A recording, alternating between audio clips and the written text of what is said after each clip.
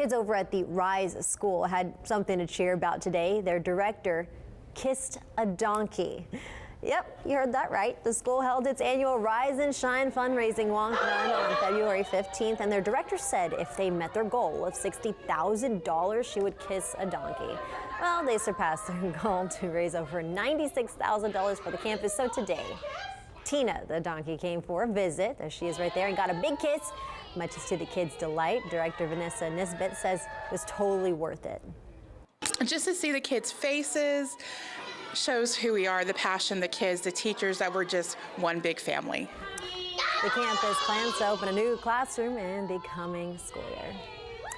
Still to come on